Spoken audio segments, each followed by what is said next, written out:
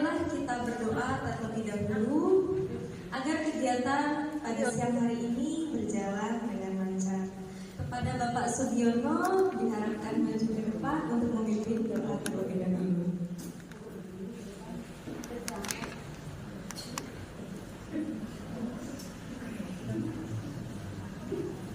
Bismillahirrahmanirrahim. Assalamualaikum warahmatullahi wabarakatuh. Teman-teman, mudah-mudahan nanti acara kita mudah-mudahan diberikan kelancaran. Kemudian kita berdoa menurut kepercayaannya masing-masing. Kita berdoa mulai.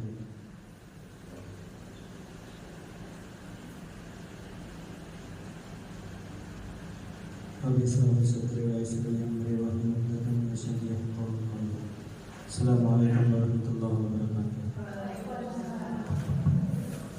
Terima kasih Bapak Sugiono. Selanjutnya adalah pembukaan dari Kepala Sekolah SDN Citra Indah Sukamaju oleh Bapak Nano Sumarno. Kepada Bapak Nano Sumarno dipersilakan.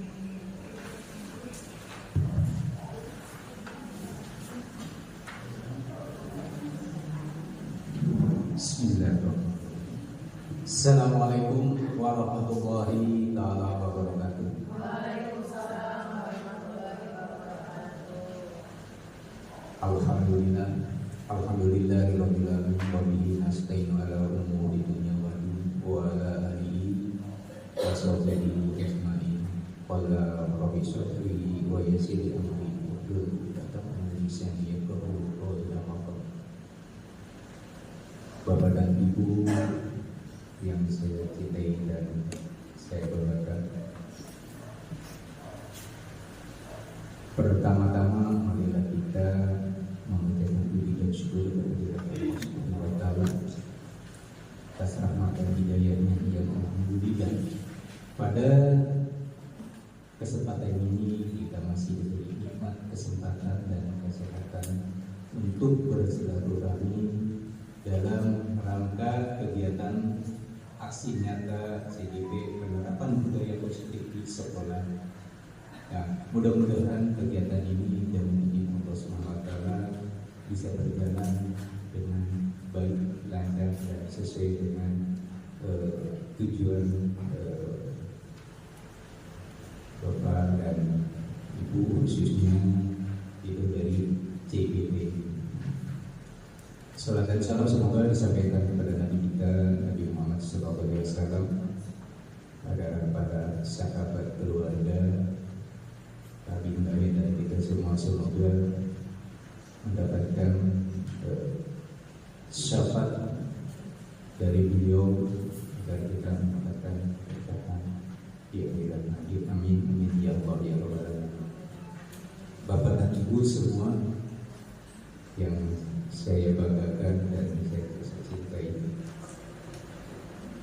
saya ucapkan terima kasih kepada Bapak dan Ibu yang sudah bisa berkumpul bersilaturahmi di tempat ini, dan alhamdulillah ini salah satu bentuk kerjasama di antara Bapak dan Ibu semua, antara Pak Sekolah dan CGP juga dan juga Bapak dan Ibu semua. Yakin dengan kebersamaan ini semua yang direncanakan ini insya Allah bisa terlaksana dengan baik dan bisa mendapatkan kesuksesan. Amin amin ya Allah ya Rabbal alamin. Bapak dan Ibu yang saya hormati, mudah-mudahan dengan kegiatan yang dilaksanakan ini tentunya mengarahnya pada khususnya kita semua dalam nanti memang untuk diterapkan realisasikan kepada siswa kita daripada kegiatan-kegiatan ini. Ya. Terutama di sini yang perlu kita nanti sebagai realisasi dari kegiatan aksi nyata CGP ini, tentunya semuanya juga sebetulnya sudah punya cita-cita dan semuanya sudah punya angan-angan bahwa kita sebagai pendidik itu harus bagaimana supaya anak kita bisa melaksanakan kegiatan-kegiatan yang kita berikan. Tentunya ini semua perlu dengan kita memberikan contoh atau tauladan kepada anak pendidik kita. Bukannya kita hanya menyuruh siswa saja, tetapi kita juga harus memberikan contoh. Contohnya di sini adalah siswa ini akan bersikap sopan kepada gurunya. Itu juga yaitu tuntutan dari ini, ya, dari istilahnya guru penggerak, berkatakan sebagai penggerak, menggerakkan bagaimana supaya anak tersebut bisa melaksanakan, mengaplikasikan kegiatan-kegiatan yang diharapkan. Ya, tadi contohnya siswa bersikap sopan, berarti kita memberikan contoh dulu kepada siswa seperti itu.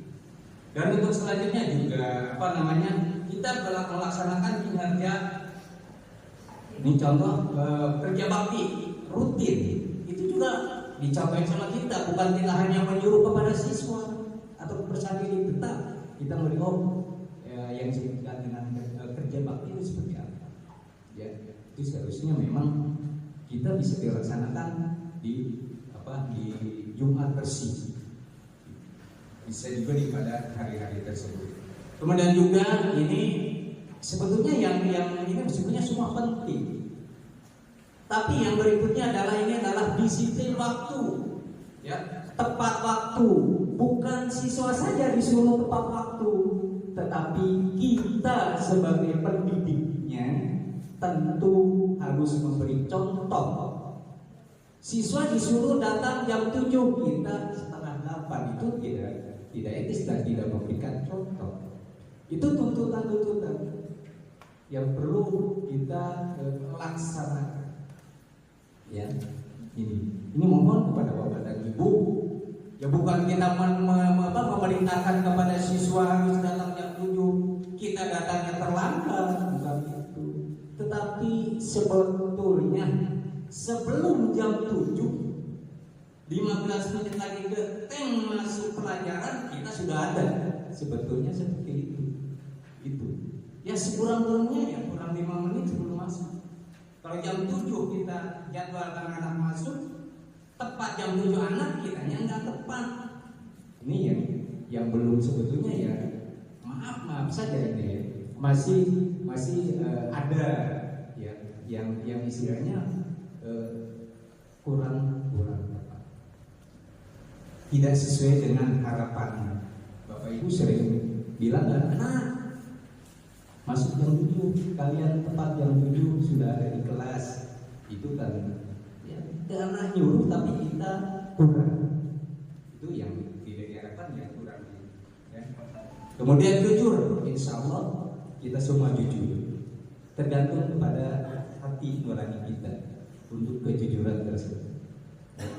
Nah, dengan seperti yang Bapak sampaikan, kadang-kadang ya namanya kejujuran itu kita bisa terlahir memang dari hati nurani dari kita sendiri. Ya. Nah, disitulah marilah kita bersama-sama merubah sikap kita sebelum ke anak. Kalau merubah, mentaati peraturan tata tertib di sekolah itu anak. Tetapi kitanya juga harus seimbang sebetulnya. Ke anak nyuruh tata tertib ini, tapi kita kurang. Ya. Kemudian juga ya saling menghargai, toleransi. Anak disuruh bertoleransi di antar teman. Kita juga ya sama harus memberikan contoh ke anak. Tapi alhamdulillah kalau menurut pengamatan atau sehari-hari di sini ya alhamdulillah untuk guru tidak ada kelompok-kelompok yang kurang bagus, tapi bagus.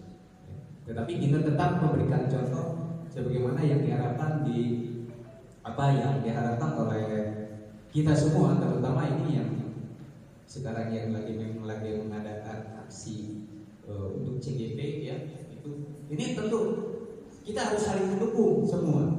Nanti siapa tahu tahun depan yang lain masuk CGP, Sekarang kan Bu Sari dan Bu Weni yang masuk ke CGP. Siapa tahu tuh tahun depan ada lagi. Tapi mudah-mudahan semuanya masuk. Ya. Bapak doakan semua masuk. Dan harus punya kemauan, bukan diperintah atau didorong-dorong, bukan. Tetapi harus dari kemauan dari kita, diri kita untuk menjadikan kita maju, menjadi guru hebat. Kalau sekarang hanya guru hebat. Ya, kalau namanya guru hebat berarti bukan istilah memang bisa menguasai semuanya, tetapi kita tetap dengan proses pembelajaran atau belajar. Tuh, ya. Kemudian juga kita harus tanggung jawab. Anak disuruh tanggung jawab, kita juga harus ikut tanggung jawab. Ya, pada anak. Contohnya tanggung jawab juga kita harus ditimbulkan, diperlihatkan kepada anak, diperintah tanggung jawab. Nah, kalau dikasih tugas, tolong diisi, kamu tanggung jawab ya di rumah isi. Pas begitu, karena kita memerintah, pas anak mengerjakan tanggung jawab anak, kita tidak memeriksa hasilnya. Itu juga ya, tanggung jawab. Kemudian juga ini adalah apa namanya? Sebetulnya ada, tapi belum semuanya. Kita tuntut anak. Di sini adalah harus berperilaku baik. Contohnya sekarang adalah bersalaman itu. Tapi ada anak-anak bersalaman, ada yang enggak. Bukan bersalaman dengan guru saja. Ya. Itu dituntut. Anak dengan anak juga bersalaman. Ya. Menyapa itu juga ya dari kita juga ya. Kalau kita sih sudah. Cuma penerapan itu memang susah. Tetapi kita sedikit demi sedikit akhlak karimah anak itu kita bimbing, kita rubah. Ya memang tidak mungkin 1 hari 2 hari anak bisa berubah. Tetap kita dengan kegigihan, dengan niat kita istilahnya anak ingin lebih baik dari yang sudah-sudah. Meninggalkan yang kurang baik, laksanakan yang baik. Ya, yang itu. Nah, itu yang bersalaman dengan guru juga dengan guru ya. Terutama bapak sih. Kalau ketemu bapak, anak juga bersalaman, alhamdulillah gitu kan. Nggak mungkin kalau semua karena ujung sana kalau yang memang dekat dengan kita, dengan guru, dengan anak, dengan kepala juga, insya Allah bersalaman gitu kan. Begitu. Nah itu juga perlu ditanamkan.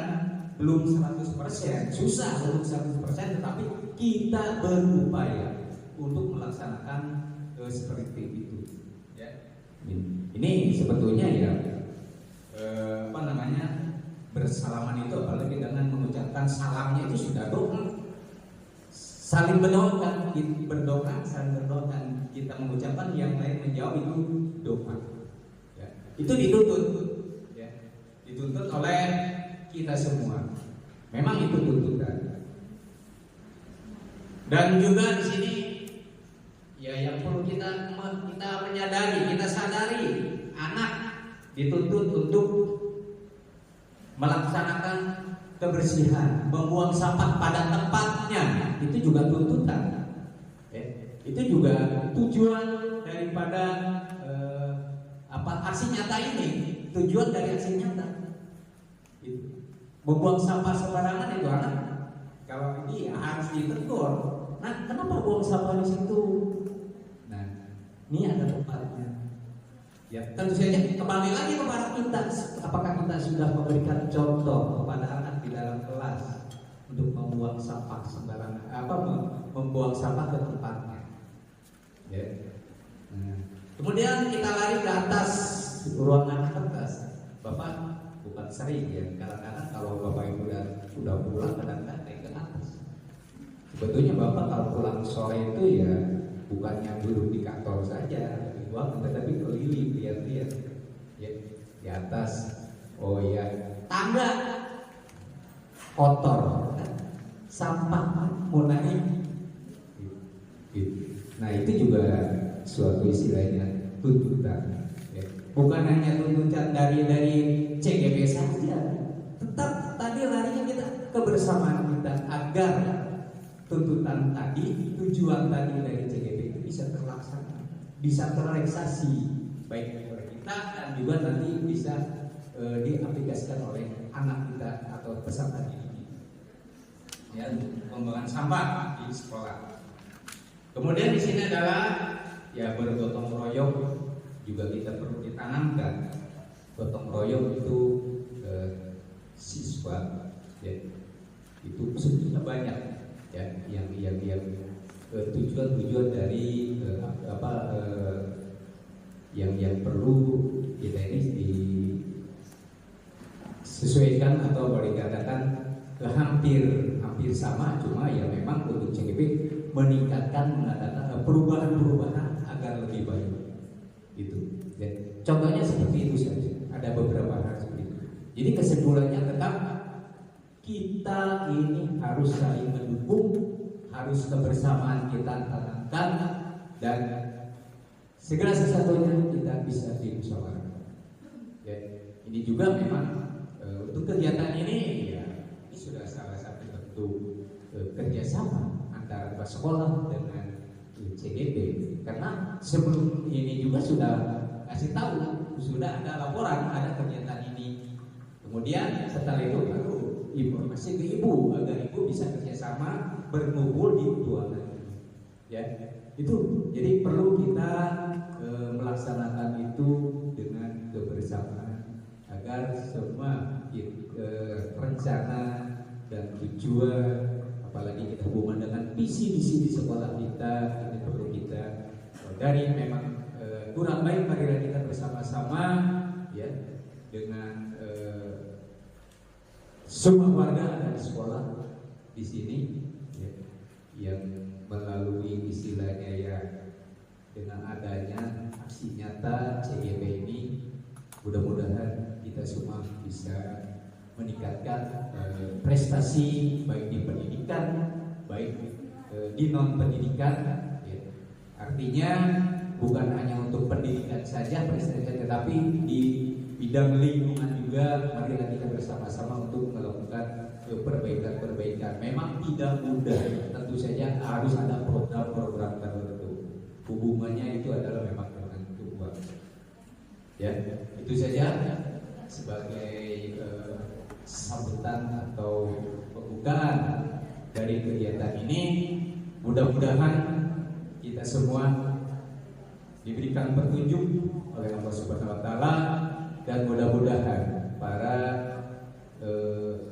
CGP ini bisa melaksanakan program-program yang tadi programnya dengan baik, lancar, dengan dukungan dari Bapak dan Ibu semua. Itu saja. Wassalamualaikum warahmatullahi taala wabarakatuh.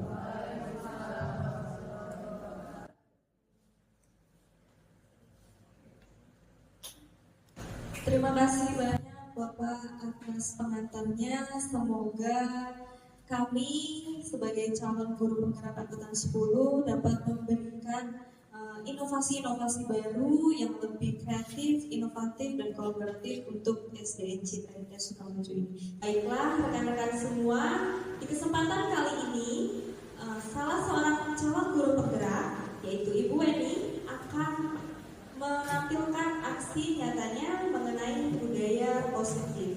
Kepada Bu Weni, saya persilakan. Assalamualaikum warahmatullahi wabarakatuh. Apa kabarnya ibu-ibu guru hebat? Alhamdulillah, luar biasa.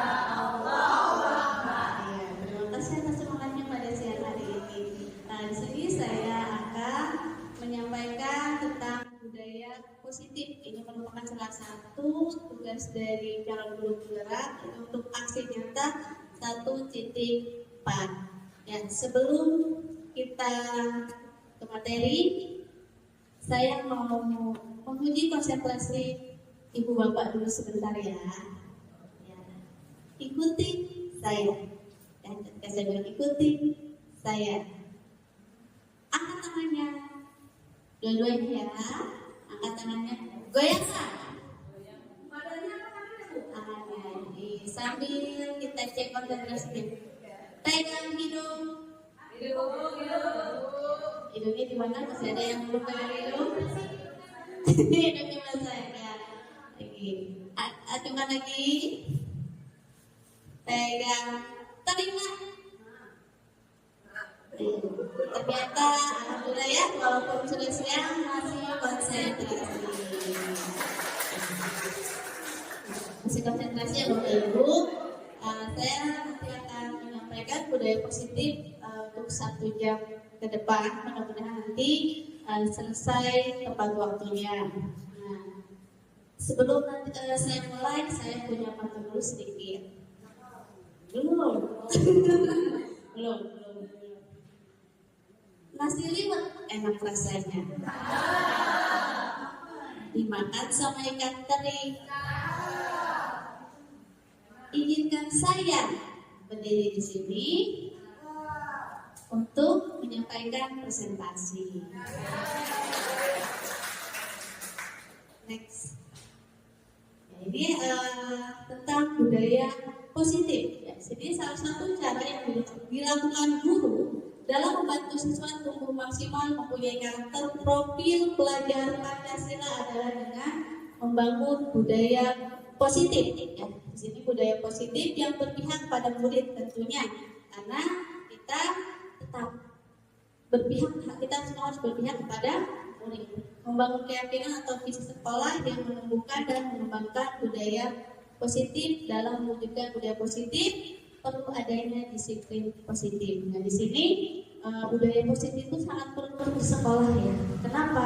Karena kita membentuk karakter ya, sesuai dengan profil belajar Pancasila yang sekarang kita lakukan, yaitu salah satunya bisa dibangun dengan budaya positif.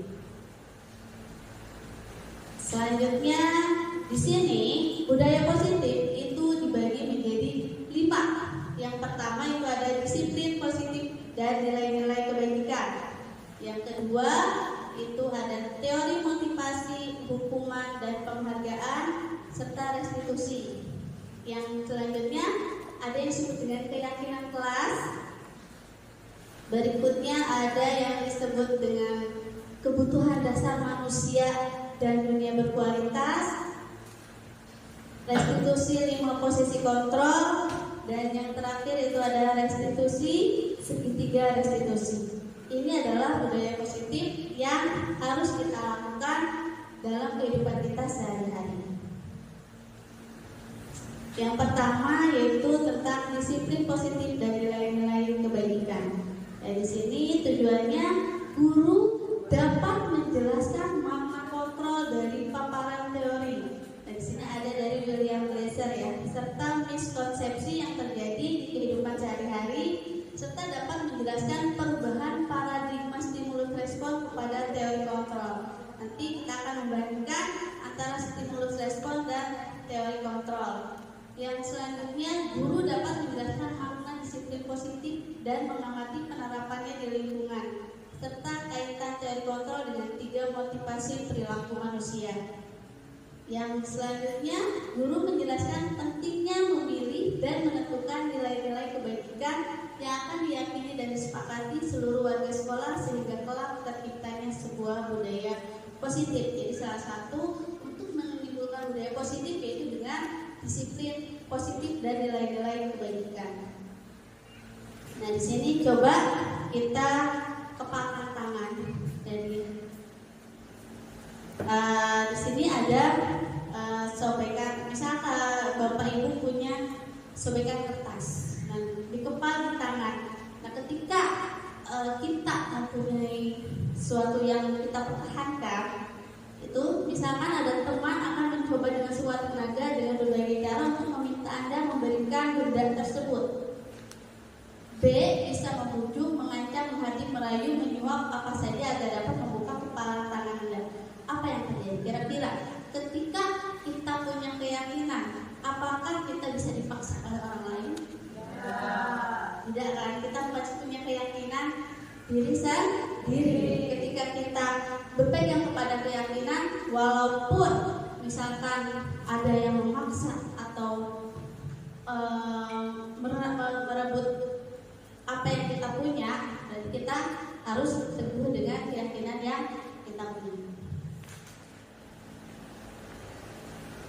Nah, tadi yang dari hasil ilustrasi tadi ada miskonsepsi. Yang pertama kita kaitkan dengan pembelajaran kita. Itu ilusi guru mengontrol murid. Ya, kita kan berpikiran kita bisa mengontrol anak-anak kita. Kita bisa mengontrol, kita bisa membuat anak-anak kita nurut sama kita. Itu ilusi kita. Ya, pasti seperti itu. Yang kedua, ilusi bahwa semua penguatan positif efektif dan bermartabat. Jadi kita menganggap apa yang kita sampaikan itu semua positif. Ya. Yang selanjutnya, ilusi bahwa kritik dan membuat orang merasa bersalah dapat menguatkan karakter. Kita kan sering menghukum anak, kita sering membuat anak merasa bersalah dengan yang kata-kata yang kita keluarkan. Tuh. Berikutnya, ilusi bahwa orang dewasa memiliki hak untuk memaksa. Kita sebagai orang dewasa, kita merasa kalau kita itu punya hak untuk memaksa peserta didik kita mengikuti apa yang kita inginkan, apa yang kita mau. Nah, ini ada dari Stephen Covey bahwa berprinsip bila kita ingin membuat kemajuan perlahan, sedikit-sedikit ubahlah sikap atau perilaku Anda. Namun, bila kita ingin memperbaiki cara-cara utama kita, maka kita perlu mengubah kerangka acuan kita. Ubahlah bagaimana Anda melihat dunia, bagaimana Anda berpikir tentang manusia. Ubahlah paradigma Anda, skema pemahaman dan menjelaskan aspek-aspek tertentu tentang realita. Jadi tadi yang miskonsepsi tadi itu adalah pemikiran kita ya, pemikiran awal kita. Nah, ternyata ada yang perlu kita rubah, gitu kan? Tidak selamanya tadi kita harus bisa memaksakan kehendak kita kepada peserta didik. Tidak selamanya apa yang kita inginkan itu mereka harus bisa, mereka harus mampu. Nah, ini tadi yang dipaparkan sebelumnya bahwa ada stimulus respon dan ada teori kontrol ya. Jadi kita harus menerapkan teori kontrol, bukan stimulus respon kita. Jadi kalau dari awalnya realita kita sama, kita tidak sama. Kalau menurut teori kontrol kita tuh berbeda, tidak ada yang sama. Murid pun sama, dari murid satu dengan yang lain itu tidak sama. Maka kita memperlakukannya pun tidak boleh sama ya. Tetap harus dengan kebutuhan masing-masing. Semua orang melihat hal yang sama. Itu untuk stimulus respon. Sementara teori kontrol, setiap orang memiliki gambaran berbeda. Tadi sama ya dengan yang di atas. Yang selanjutnya kita mencoba mengubah orang agar berpandangan sama dengan kita. Tapi di teori kontrol kita bukan berpandangan sama, tapi kita berusaha memahami pandangan orang lain. Jadi jangan sampai kita menyamakan pandangan kamu harus sama dengan saya. Tapi tidak seperti itu. Tetapi kita harus memahami, saling memahami. Ketika pandangan berbeda ya kita lihat mana yang terbaik. Perilaku buruk tidak sebagai suatu kesalahan. Selama ini kan kita ke murid-murid kita, ketika dia bersalah, berarti itu adalah hal yang buruk tanpa kita ketahui apa sih sebenarnya yang membuat dia seperti itu. Apa sih yang membuat dia menjadi buruk gitu kan? Tapi di sini di teori kontrol semua perilaku memiliki tujuan. Mungkin dengan dia bersikap buruk dia ingin mendapat perhatian. Nah seperti itu. Jadi jangan sampai kita lezat atau kita langsung oh kamu sudah salah, kamu buruk gitu. Tapi kita cari dulu tujuan dia itu seperti apa. Tujuannya itu apa sebenarnya? Apakah itu cari perhatian atau kurang perhatian di rumahnya atau bagaimana? Yang berikutnya, orang lain bisa mengontrol saya. Pada teori kontrol, hanya Anda yang bisa mengontrol diri Anda. Tadi ya, yang tadi genggaman tadi. Saya yang bisa mengontrol diri saya, gitu kan. Walaupun orang lain berusaha untuk membuka, kontrol diri saya. Berikutnya, saya bisa mengontrol orang lain. Nah, Anda tidak bisa mengontrol orang lain. Pada teori kontrol, kita tidak bisa mengontrol orang lain, ya. Walaupun kita ingin, oh kamu harus begini, tapi tadi kita tidak bisa mengontrol orang lain. Kolaborasi pemaksaan ada pada saat rujukan gagal. Nah di sini kita kan ketika memujuk dipaksa, ya, bukan anak dipaksa. Tapi menurut teori kontrol baru. Jadi anak diajak diskusi untuk menyelesaikan masalahnya. Berikutnya model berpikir menang kalah. Maksudnya di sini pasti kita berpikir, oh anak itu lurus sama kita, berarti kita yang menang. Ya, kita yang menang. Nah, tapi di sini menurut Edukator tidak seperti itu. Kita harus berpikir menang-menang. Artinya kita merasa senang, anak pun senang. Tidak ada yang terpaksa atau merasa dizolimi. Next. Tujuan disiplin positif. Nah, ini adalah tujuan dengan adanya disiplin positif itu. Yang pertama, menanamkan motivasi untuk menjadi orang yang mereka inginkan dan menghargai diri sendiri dengan nilai-nilai yang mereka percaya. Jadi di sini mereka harus bisa menjadi diri sendiri, jati dirinya harus ada. Kita menimbulkan jati diri anak peserta didik kita. Akan tetap berperilaku baik dan berlandaskan nilai-nilai kebajikan, karena mereka ingin menjadi orang yang menjunjung tinggi nilai yang mereka hargai untuk mencapai tujuan. Jadi tujuan dari disiplin positif ini membuat perilaku mereka menjadi baik. Bukan berarti mereka baik itu takut hukuman, ya. Bukan mereka bersikap baik itu karena takut hukuman, tapi mereka baik itu karena emang sadar akan dari dalam dirinya sendiri bahwa saya harus bersikap baik, bukan karena takut ancaman, takut diberi nilai atau takut dihukum. Tapi budaya positif itu harus muncul, atau disiplin positif itu harus muncul karena mereka yakin gitu, mereka harus berbuat baik. Berikutnya, nilai kebijakan universal. Nah, di sini ada beberapa tokoh yang menyatakan nilai-nilai kebajikan adalah sifat positif manusia yang merupakan tujuan mulia yang ingin dicapai setiap individu. Ya, jadi tujuan kita pasti semua sama ya. Guru itu ingin memberikan nilai-nilai positif kepada peserta didik. Ingin peserta didiknya menjadi orang yang berhasil atau memiliki sikap yang baik. Di sini William Glasser menyatakan bahwa setiap perbuatan memiliki tujuan. Ya, pasti semua yang dilakukan itu pasti ada tujuannya. Dian Dosen mengemukakan bahwa dengan mengaitkan nilai-nilai kebajikan yang diyakini seseorang, maka motivasi intrinsiknya akan terbangun sehingga menggerakkan motivasi dari dalam untuk dapat mencapai tujuan yang diinginkan. Tadi ya, motivasi intrinsik itu berarti motivasi dalam dirinya, dari dalam dia sendiri supaya dia berbuat baik. Ya tadi, jadi nilai-nilai kebajikan itu bagaimana caranya sih peserta didik kita tanpa adanya paksaan, tanpa adanya hukuman, mereka mau berbuat kebaikan. Yang berikutnya itu teori motivasi, hukuman, dan penghargaan serta restitusi. Nah, di dalam Dian Dosen dalam bukunya menyatakan ada 3 motivasi perilaku manusia. Ya, manusia itu mempunyai 3 motivasi, itu untuk menghindari ketidaknyamanan atau hukuman.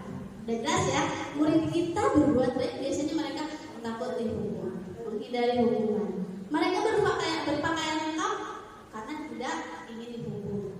Ya, biasanya seperti itu. Yang kedua, untuk mendapat imbalan atau penghargaan dari orang lain. Biasanya mereka ingin dipuji, ya, diberikan pujian.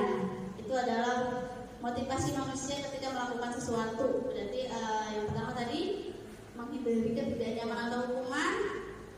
Berikutnya ingin dihargai atau ingin dipuji biasanya. Yang ketiga, untuk menjadi orang yang mereka inginkan dan menghargai diri sendiri dengan nilai-nilai yang mereka percaya. Nah, ini tugas kita adalah bagaimana memunculkan poin 3 itu, ya.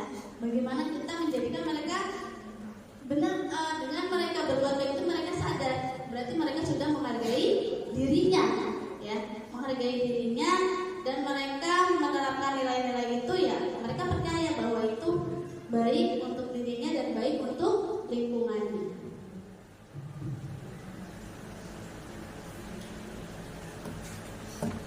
Coba kita pikirkan, pernah nggak sih Bapak Ibu di sini dalam situasi di mana sengaja melakukan sesuatu yang menyakitkan bagi Anda, bahkan bertabrakan dengan penghargaan dari orang lain. Jadi kenapa sih kita tadi nyambung ke yang tadi ya, tentang kebutuhan motivasi perilaku. Biasanya pernah nggak teman-teman di sini melakukan sesuatu itu yang sebenarnya itu saya nggak suka, saya nggak setuju, saya nggak mau gitu. Nah, tapi mengapa tetap dilakukan? Berarti tadi untuk menghindari hukuman ataukah ingin dipuji gitu. Biasanya seperti itu ya. Hukuman, konsekuensi, dan restitusi di sini saya akan memaparkan penjelasannya.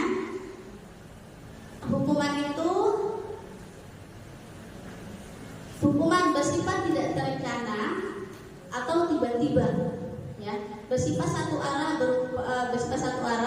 berupa fisik atau psikis. Nah ini kalau hukuman tadi tidak terencana, biasanya kita melihat anak dia tidak diam di kelas, kamu maju ke depan. Nah, itu kan tanpa rencana, tanpa ada kesepakatan dulu sebelumnya. Terus bersifat satu arah apa? Ya kita tunggu hanya kita ke peserta didik, gitu kan? Hanya kita yang memiliki kontrolnya. Berupa fisik atau psikis. Nah biasanya kalau hukuman itu kalau nggak fisik, ya pasti verbal, menyentuh hatinya gitu.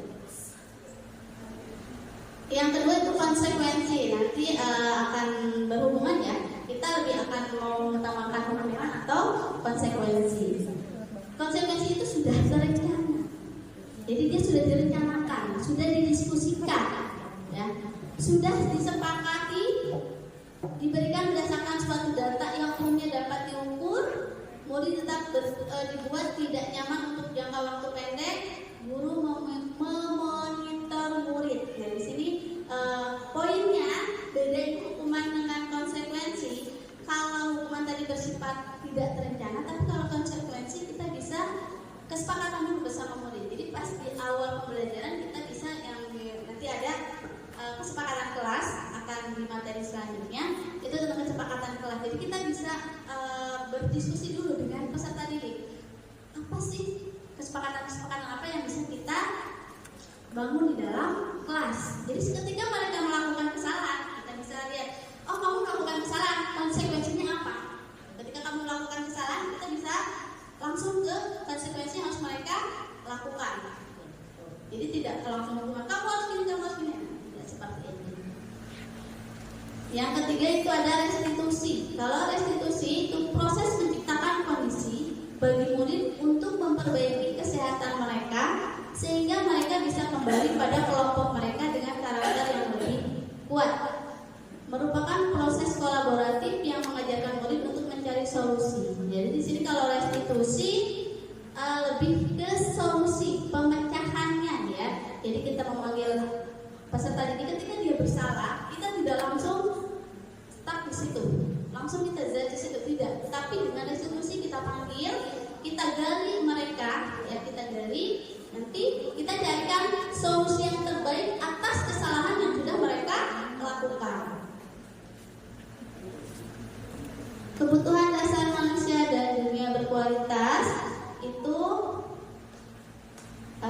di sini ada 5 kebutuhan dasar manusia.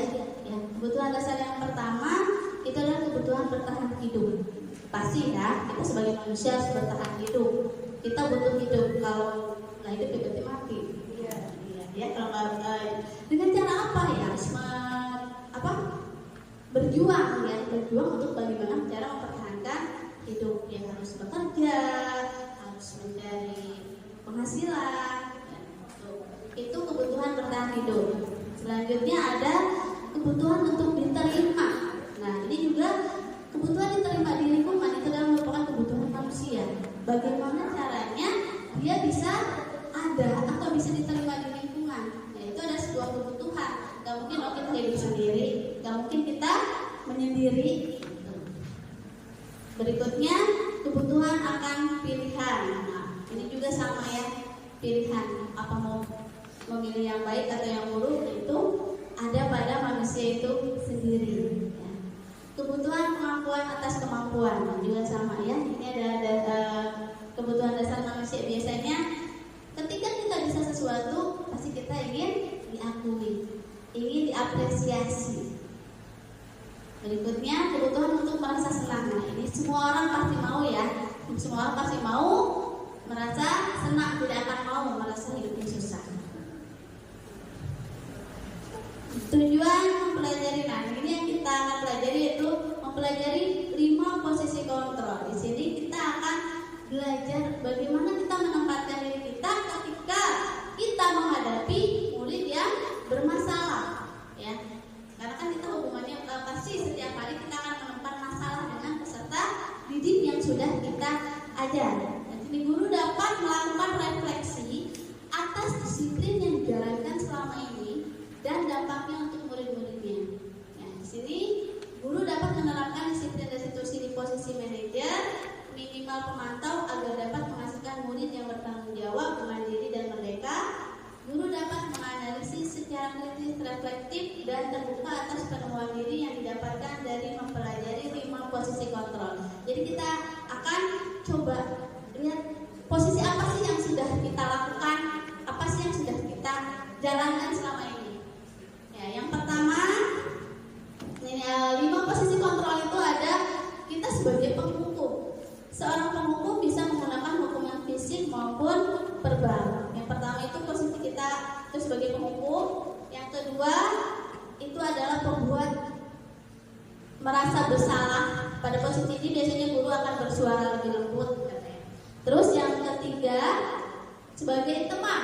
Posisinya sebagai teman, guru pada posisi ini tidak akan menyakiti murid, namun akan tetap berupaya mengontrol murid melalui persuasi. Yang keempat, pemantau. Posisi pemantau berdasarkan pada peraturan-peraturan dan konsekuensi. Yang kelima ada manajer, itu posisi di mana guru berbuat sesuatu bersama dengan murid, mempersilahkan mempertanggungjawabkan perilakunya, mendukung murid agar dapat menemukan solusi atas permasalahannya sendiri. Itu ada 5 posisi kontrol. Di sini saya akan menampilkan sebuah video. Nanti coba Bapak Ibu tebak kira-kira posisi kontrol mana sih yang sedang dilakukan oleh video tersebut. Video pertama, silakan disimak.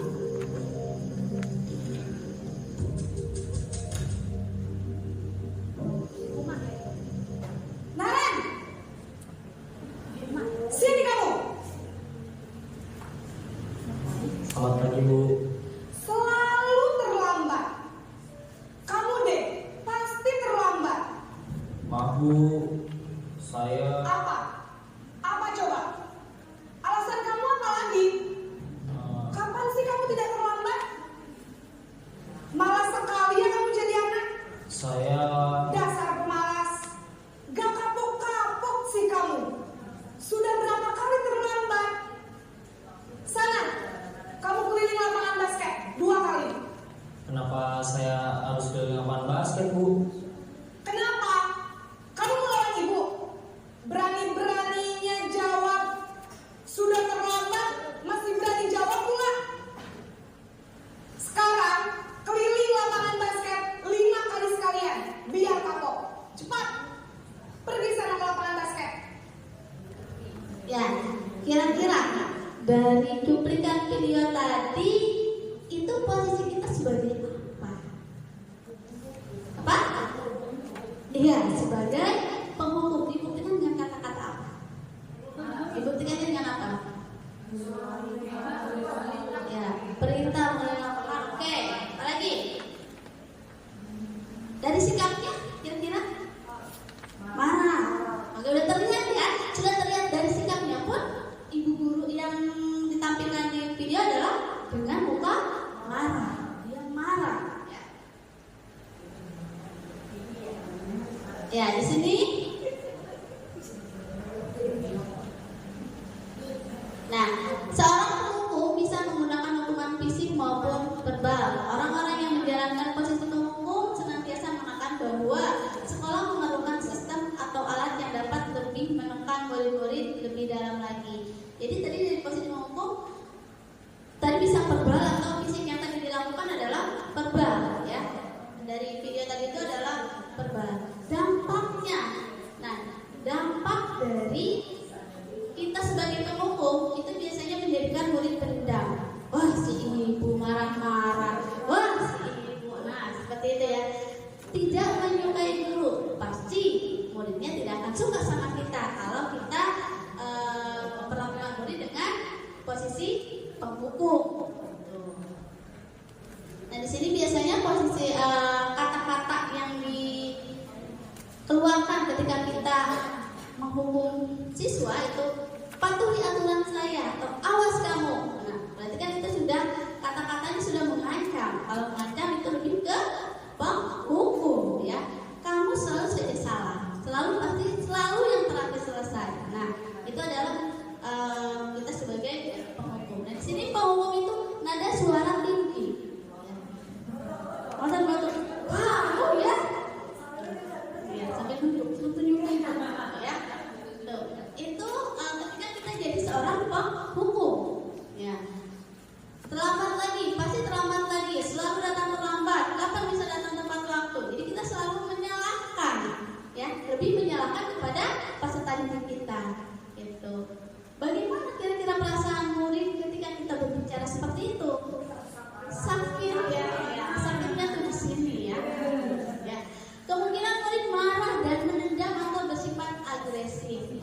Bisa jadi sesudah kembali duduk. Nah, ini dari peristiwa ini ya.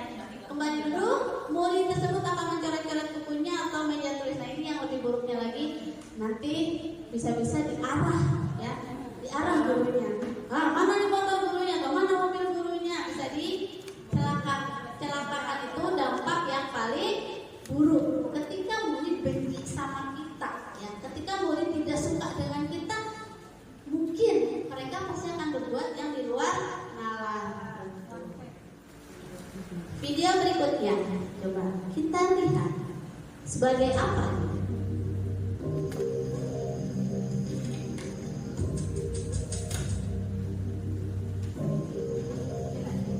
Naren,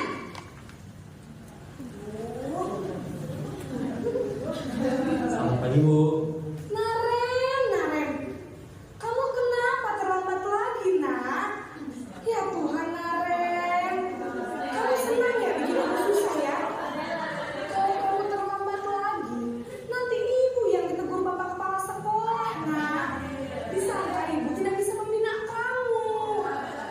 Duh, gimana ini? Maaf Bu. Duh, Gusti Naren, kamu suka ya kalau ibu ditegur bapak kepala sekolah? Terus, sekarang ibu harus tulis apa yang di buku absen? Ini kamu sudah sering terlambat loh. Ibu harus apa coba? Maaf Bu. Maaf sekali. Ya sudah, lain kali jangan bikin ibu susah lagi ya nak ya. Ibu tidak akan kuat lagi kalau kamu begini terus. Bisa jantungan kalau ibu ditegur bapak kepala sekolah. Sana cepat, kelas. Maaf ya Bu. Maaf sekali. Ya, kira-kira ini posisi apa? Oke, pintar ya. Pembuat rasa bersalah dibuktikan dengan apa? Kata-kata yang membuat anak itu menjadi sangat tertekan gitu kan ya. Oh iya saya salah. Oh iya saya ternyata melakukan satu hal yang tidak baik. Nah, di situ ada ya. Nah, pembuat merasa bersalah. Di sini biasanya guru akan bersuara lebih lembut. Tadi beda kan dengan video 1, gurunya lebih lembut, tenang, namun kata-katanya menyalahkan murid. Ya, pembuat rasa bersalah akan menggunakan keheningan yang membuat orang lain merasa tidak nyaman, bersalah atau rendah diri. Nanti dampaknya dari kita membuat murid merasa bersalah itu membuat murid menjadi bersalah, membuat murid rendah diri dan menarik diri dari lingkungannya. Itu dampak dari kalau kita selalu menyalahkan, membuat dia merasa bersalah. Dia menjadi minder atau enggak dia menjadi menyendiri, tidak percaya diri. Di sini tadi ya, kata-kata yang keluar itu lembut seperti ibu sangat kecewa dengan kamu. Berarti sangat kecewa, udah kan? Oh ibu ternyata kecewa loh dengan saya. Berapa kali harus memberitahu kamu? Gimana coba kalau orang tua kamu tahu berbuat begini? Kan jadi anak berpikir, oh ini saya sudah salah. Pembuat merasa bersalah itu nadanya memelas. Tadi kan seperti tadi. Ibu harus bagaimana? Kan halus, sedih, bahasa tubuh merambat pada anak terus. Jadi seakan-akan kita itu gimana ya? Ya kamu sudah membuat ibu harus ibu kecewa. Di sini, Adi, kamu bagaimana ya? Kamu sudah berjanji dengan ibu tidak akan terlambat lagi.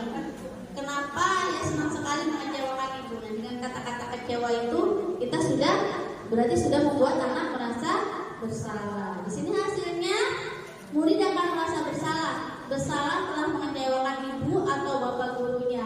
Murid akan merasa menjadi orang yang gagal. Nah, ini yang harus kita hindari. Kita jangan sampai membuat murid-murid kita menjadi orang yang merasa gagal, merasa bahwa dirinya itu tidak berharga. Di sini tidak seperti murid dengan guru penghukum, di mana murid bisa menumpahkan. Nah, kalau penghukum kan tadi muridnya bisa aja diluapkan kesalahan dia, tapi kalau merasa bersalah itu dia akan pendam. Nah, yang dipendam itu biasanya akan lebih dahsyat ketika dikeluarkan, ya. Video ketiga.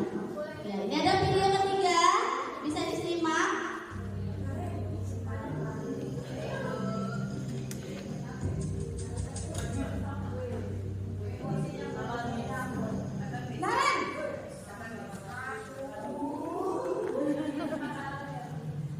Selamat pagi, Bu. Wah, sudah jam berapa ini, Nak?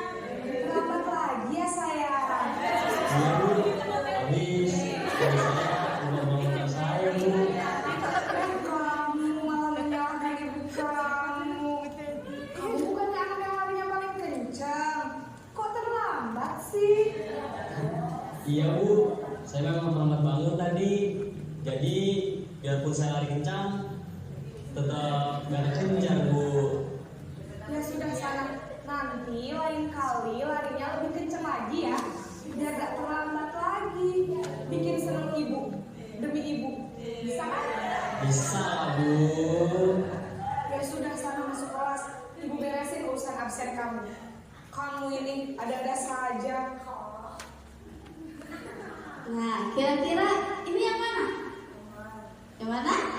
Ya, ini adalah posisi sebagai teman. Kenapa? Karena bisa dilihat dari keakrabannya, ya. Dilihat dengan kerileksannya. Jadi dia lebih, anak pun tidak merasa dia kalau lagi ditegur, gitu kan. Sama seperti ke teman. Jadi seperti ngobrol dengan teman.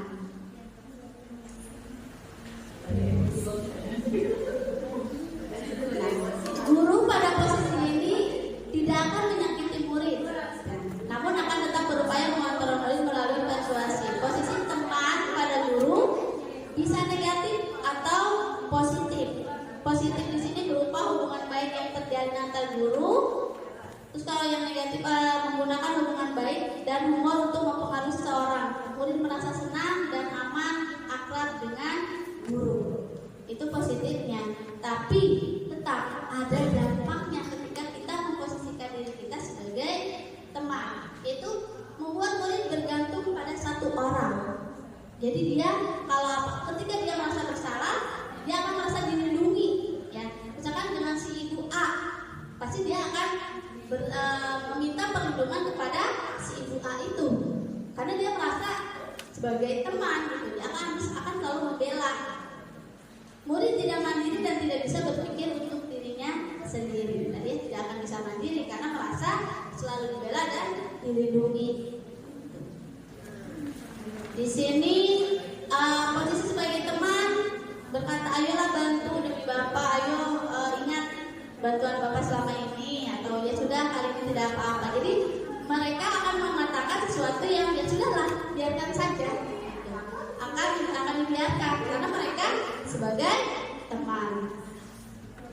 Nah, kalau sebagai teman ada suaranya ramah, akrab ya, tadi akrab banget gitu kan, dan bercanda gitu. Bahasa tubuhnya merapat pada murid, mata tersenyum dan jenaka, jadi lebih ya seperti teman.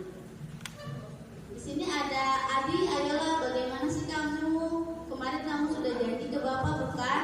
Kenapa terlambat lagi? Jadi lebih bahasanya lebih mengakrabkan. Di sini murid akan merasa senang dan akrab dengan guru. Ini termasuk dampak positif. Hanya saja tadi positifnya kita bisa akrab, tapi ada juga negatifnya. Apa negatifnya? Murid menjadi tergantung pada guru tersebut tadi yang dibilang ya. Jadi dia akan selalu mencari perlindungan kepada guru tersebut. Bila ada masalah, dia merasa bisa mengandalkan guru tersebut untuk membantunya.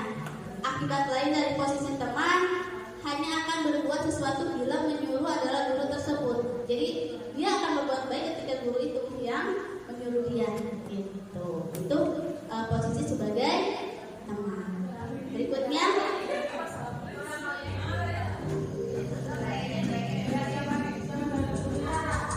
Silakan disimak ya. Naren,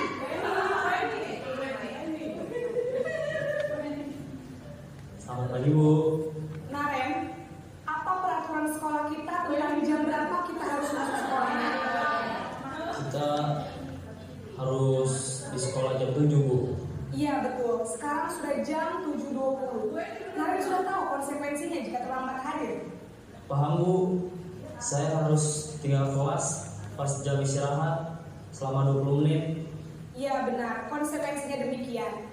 Jadi nanti jam 9.30 pas istirahat, kamu harus tinggal di kelas, kerjakan tugas tambahan untuk ketertinggalan kamu, ya? Baik Bu.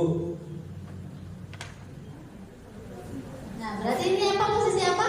Kira-kira apa? Iya, pemantau. Tadi dia dengan cara melihat dan dilihat. Ya, sudah dilihat, kemudian dia tahu ini jam berapa, dia sampai tahu jamnya jam berapa, harusnya jam berapa, terus nanti hukumannya seperti apa. Berarti terap memantau berarti mengawasi, ya, mengawasi. Pada saat kita mengawasi, kita bertanggung jawab atas perilaku orang yang kita awasi. Posisi pemantau berdasarkan pada peraturan-peraturan dan konsekuensi. Tadi dijelaskan ya sama ibunya, oh kalau kamu terlambat, kamu harus bagaimana, konsekuensinya apa, ya. Di posisi pemantau ini disebutkan, berarti dia harus melakukan sesuatu sesuai dengan konsekuensi yang sudah disepakati.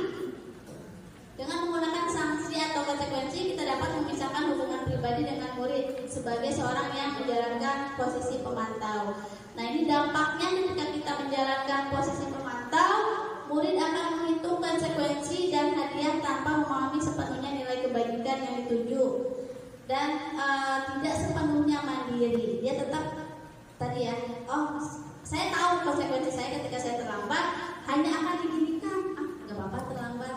Jadi dia tetap akan menghitung konsekuensinya. Ketika konsekuensi itu dirasa masih bisa dia lakukan, oh ya, pasti dia akan melakukan kesalahan itu. Jadi dia menghitung. Kalau konsekuensinya nggak berat, berarti dia akan bersalah, akan melakukan kesalahan. Ketika konsekuensinya berat, berarti dia mikir-mikir lagi. Di sini kalau pemantau biasanya kata-kata yang dikeluarkan itu peraturannya apa? Apa yang telah kamu lakukan? Sanksi atau konsekuensinya apa? Itu ketika kita menjadi seorang pemantau. Pemantau itu nada suaranya datar, bahasa tubuhnya juga formal ya. Formal artinya ya kita tegas kepada tegasnya. Di sini ada guru dan Adi. Nah, di situ ada Adi yang terlambat ya. Sama seperti yang tadi ilustrasinya terlambat. Terus dia dikasih tahu hukuman dan konsekuensinya apa. Hasilnya itu murid memahami konsekuensi yang harus dijalankan karena telah melanggar aturan. Guru tidak menunjukkan suatu emosi yang berlebihan. Pada pemantau tidak seperti penghukum tadi yang meluap-luap ya. Ini masih datar. Kalau di pemantau itu datar. Guru tidak menunjukkan suatu emosi yang berlebihan menjadi marah atau membuat merasa bersalah. Murid tetap dibuat tidak nyaman itu dengan harus tinggal kelas. Jadi tetap ada konsekuensinya. Murid harus melakukan konsekuensi dari yang sudah dia lakukan. Terakhir, nah ini yang terakhir, coba kita simak lagi.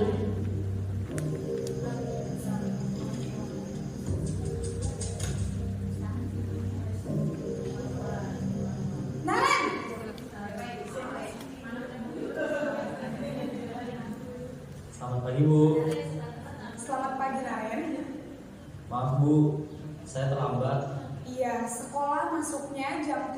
sekarang sudah jam 7.20. Jadi sekarang bagaimana ini Naren? Maaf Bu, saya lupa setel alarm saya semalam. Baiklah, menurut kamu, keyakinan sekolah yang mana yang perlu kamu tingkatkan? Menghargai diri sendiri dan orang lain mungkin ya Bu. Setuju. Jadi, apakah Naren meyakini prinsip saling menghormati tersebut? Iya Bu, saya meyakininya.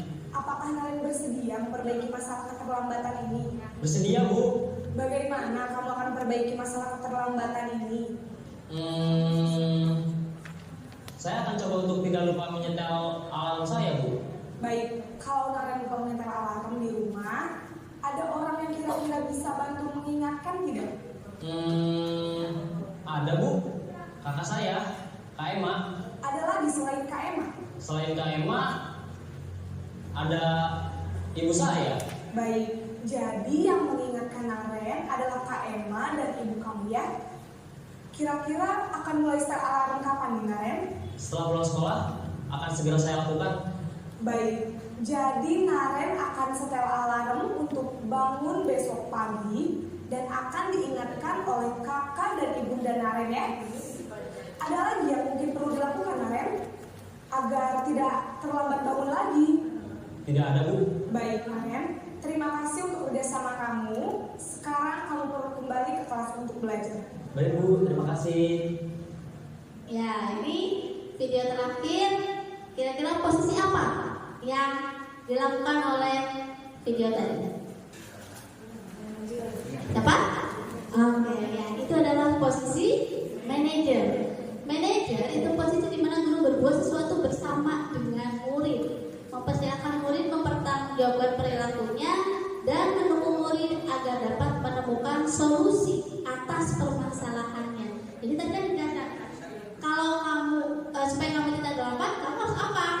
Jangan menyetel alarm.